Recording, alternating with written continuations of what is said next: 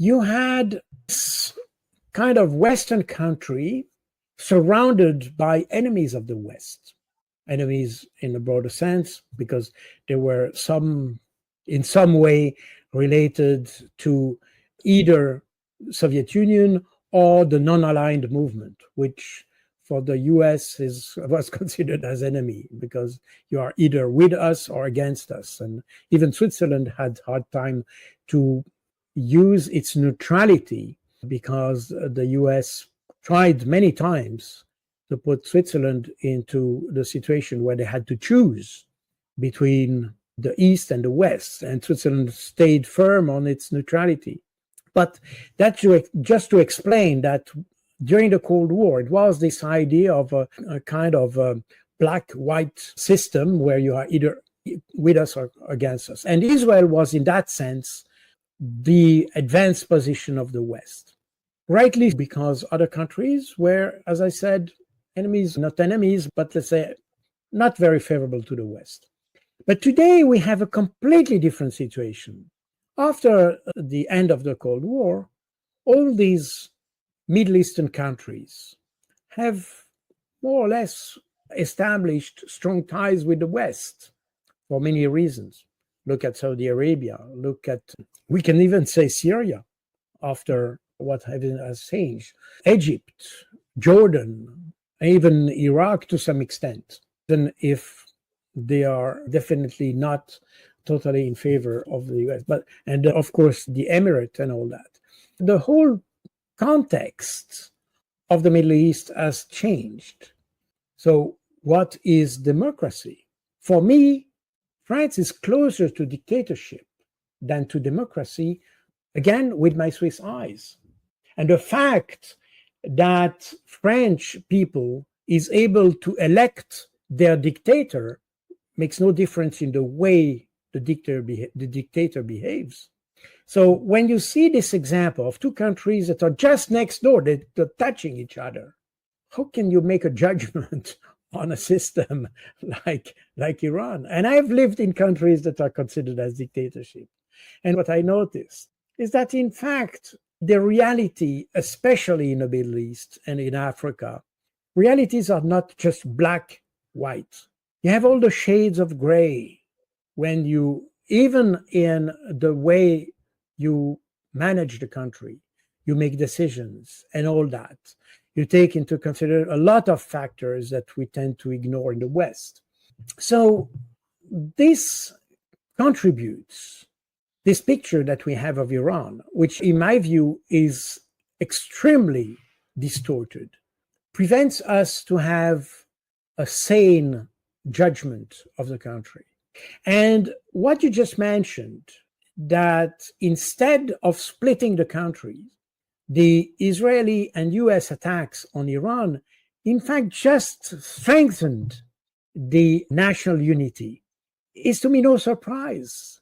Because one factor, and again, you are not the first one who said that. I've read that on many articles I've seen, that despite even the existence of opposition and people who disagree with some laws and all that, as we have in the West, by the way.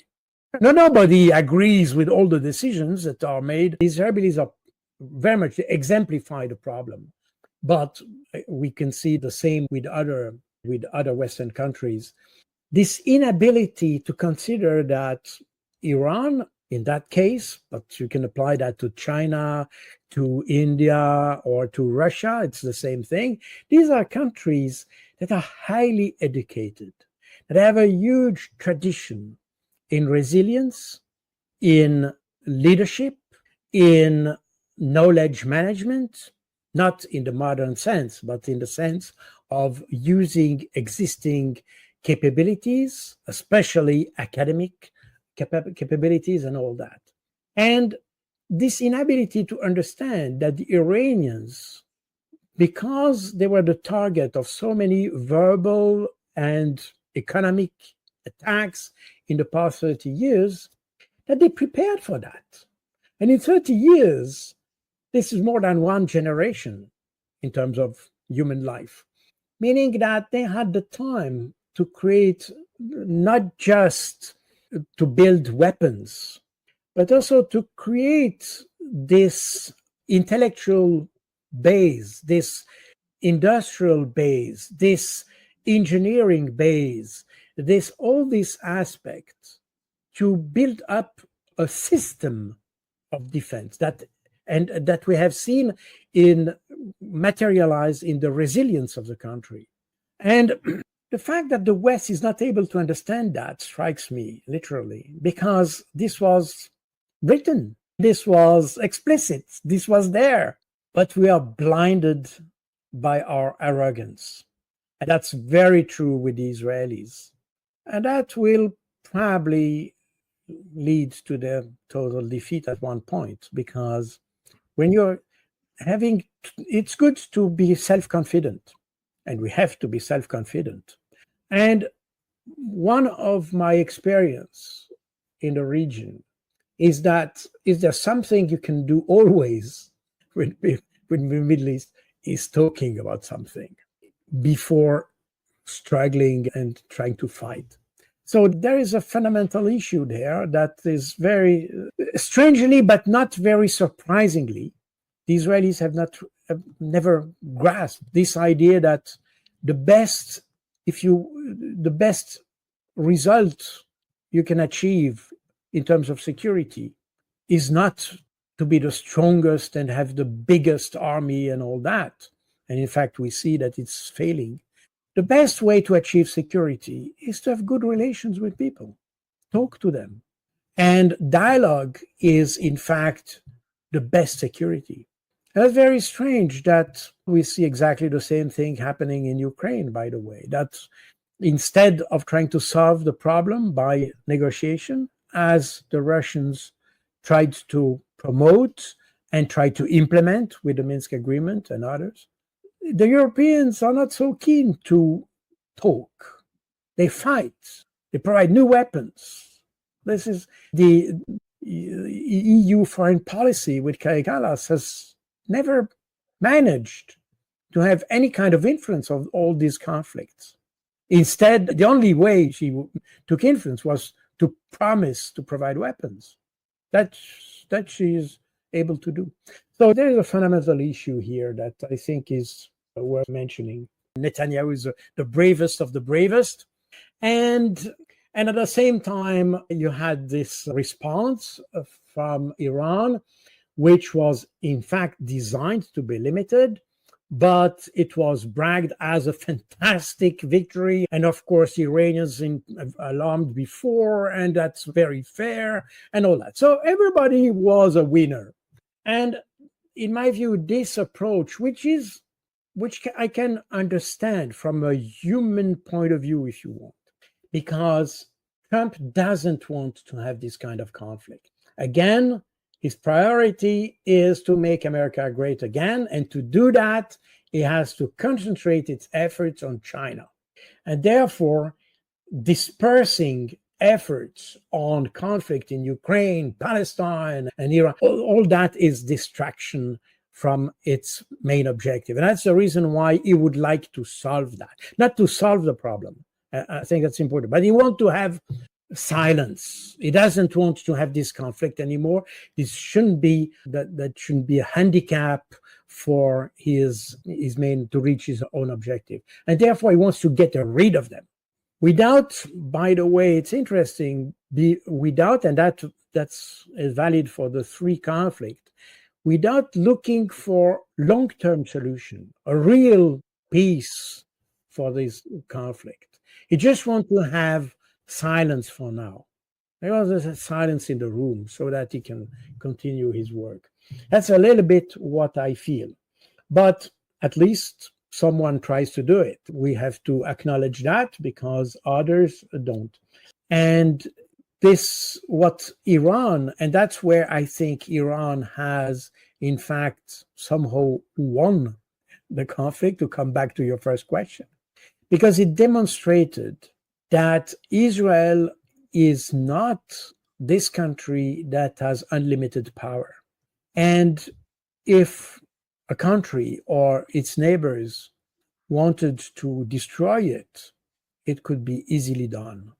And I think that's the lesson we should, especially, I mean, we at large in the West, but also Israelis should draw from this episode. It's a very unfortunate episode, which has cost a lot of lives for nothing, that has only contributed to degrade the perception of Israel in the world, which was not good, because as we had those exchange of missiles and as the world was focused on counting missiles on both parts, Israeli tanks shot at Palestinians who were waiting for food in Gaza. And apparently, according to Haaretz, they were ordered to do, meaning firing at children and women waiting for food was apparently an order given to them. No country can be respected after that. This is Israel behaved, the way it behaves is a dishonor from the whole humanity. As a former military, I felt almost dishonored to see people with a uniform behaving like this. This is not the way a soldier behaves. And that's something that, of course, we are talking just about the last couple of days. But this has happened since, in fact, decades. That was a little bit more apparent after the 7th of October 2023. My understanding is that it's very hard to understand a culture when you are not part of it and when you have not, let's say, when you have not been in the country itself for the longer period of time, especially when it comes to those countries that have a very different culture, mentality, logic, you name it, than we do in the West. I have lived in other countries outside of Europe, especially in Africa, North Africa, and all that. So I'm aware of the fact that you cannot just look at the country from far away and make a judgment. Societies are much more flexible than we tend to portray them. They are more resilient. And even if we portray these countries, and that applies to Russia, to China, to Iran, and others, we want to portray them as dictatorships because it's convenient for us. It gives us the pretext to consider them as enemies because of our values, which should be defined, by the way. But anyway, but in reality, and that's something that I have said many times. I'm Swiss. France is just next door. But and both countries claim to be democracies. If with my Swiss eyes, I look at France, I see a monarchy, an electoral dictatorship, the monarchy, because the way the country is ruled is something that has nothing to do with what I know in Switzerland. But both countries define themselves as democracies.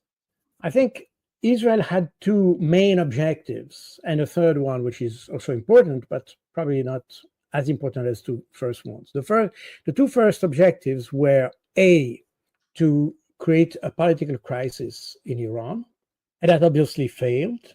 And it failed because, and it's interesting because when you listen to, especially in France, for instance, where you don't have much real analysis on the conflict and probably little knowledge of the actors. But in any case, when you hear what you have on mainstream media, you have the feeling that the idea of attacking Iran would be followed almost immediately by a collapse of the government, because 80% or more of the population hates the regime, and therefore that if you decapitate literally from the Latin to remove the head, if you remove the head of the government, that would allow the country to explode literally. And it's interesting to see that this didn't happen at all. On the contrary, all the reports I've seen show that, in fact, you had, regardless of the political view and the individual view, or the view of individuals, you had a kind of strengthening of the national fabrics, if you want, of the country.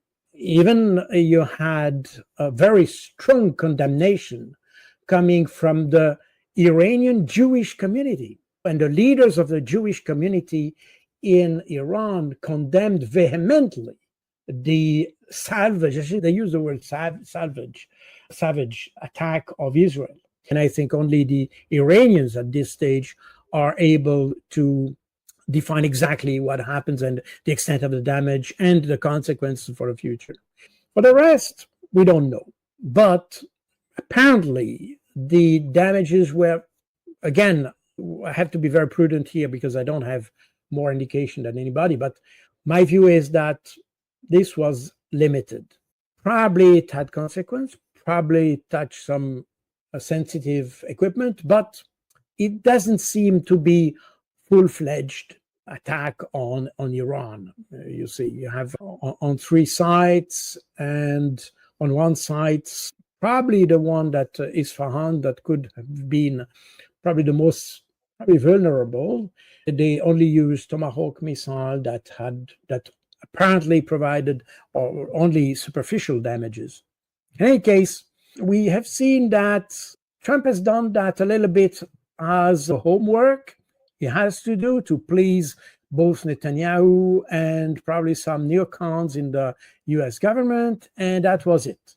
And after that, he claimed a big victory, and that reminded me a little bit what my mother used to do when we were fighting against each other as kids. We were fighting, and I won, and the other, my sister said I won, and everybody won and everybody lost. And to calm things down, my mother used to say, "You have both won."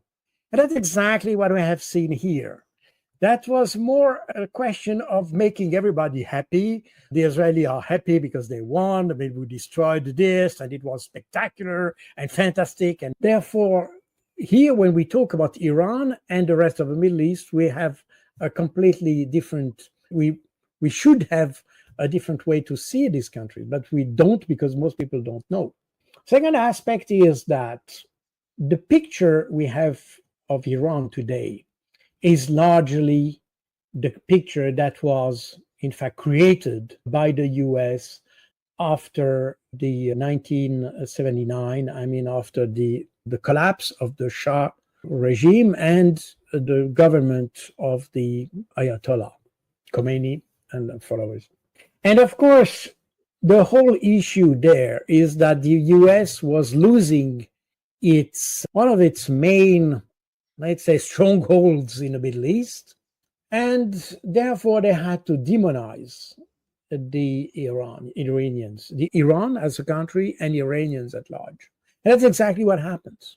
With the support of independentist or separatist movements in the Kurds and the Baluch and the Wazi and others in the country in order to destabilize the country. And that's the picture we have.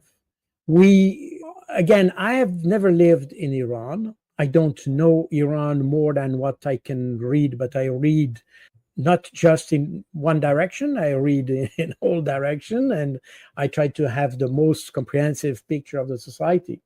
And we have seen that has been exemplified by the sequence we just saw last week, or in the last 2 weeks, because we have seen that Iran was able to exhaust Israeli capabilities and capacities very quickly, and that Israel was in fact paper tiger. And because nobody talks about the number of Israelis that have left the country and have said they would not come back. And probably those who left the country are probably those who can afford that, meaning they are probably those with some kind of level of education or ability in business or innovation and things like this.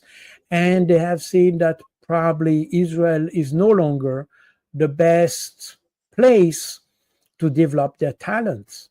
And there are probably other places in the world where they can develop their talents. Therefore, you may well have a country that has been deserted by its elites and just left with those people who, in fact, are probably those extremists whose intellectual level doesn't appear to be extremely high. If you listen to them and the way they behave and the way they consider other nationalities or minorities, I am not sure a country can consider a future just based with people like this. That's my personal view. I might be wrong, but that's my personal view. In any case, we see that the capacities of Israel are definitely not unlimited. We mentioned previously the Israelis, the US, and all that. And it's not a coincidence. The Israelis come from Europe. They don't have any cultural tie with the Middle East. Any. All these politicians that you have in Israel, in fact, have Polish, Hungarian, Russian, or Ukrainian name. I don't know now all the, but in fact, they changed their name in order to look like Middle East people. But Netanyahu, this is not his real name. All these people like Ben Gvir and all that, they don't, Smotrich either. This is not their real name. It's an adjusted name because Netanyahu originates from Poland. So these people, they don't have